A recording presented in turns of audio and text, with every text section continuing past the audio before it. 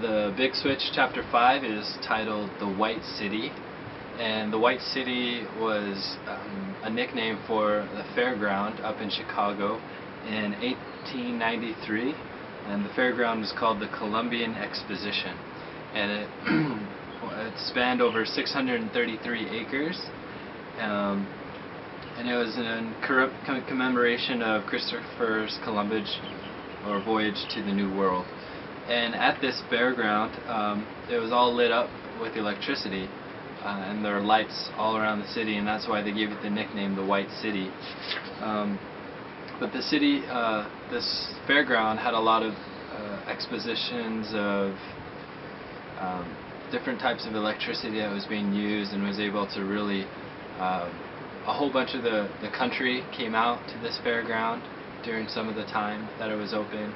Was able to be able to see some of the new inventions and new things that were going on in the New World.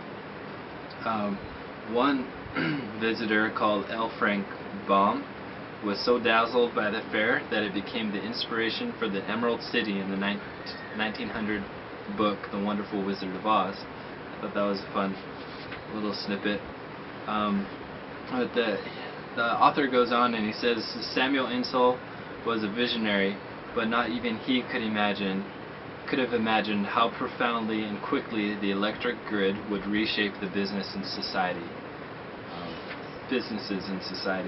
And it continues to talk about how new inventions were being made. General Electric was able to start producing household appliances like the fan. That was one of the first inventions with electricity. There was also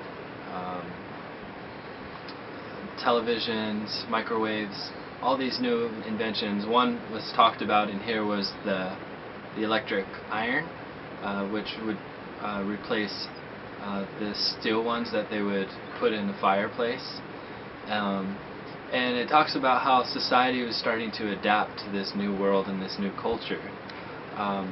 But even though household appliances were making life in the home easier, it didn't necessarily mean that the hours per week or per day that were being done doing chores were less and less. In fact, the hours all remained about the same, but the quantity of work went up. The quality of work was substantially higher, but it was about the same quantity. So even though tasks became easier, you had to do the task more often, so it became a little more redundant and tedious. But the whole society and all was changing. It was a great chapter to read about how the last century, how we are in a state that we are today. And it was fascinating to see how society and culture grabbed onto electric power, but really set new standards and new expectations on society.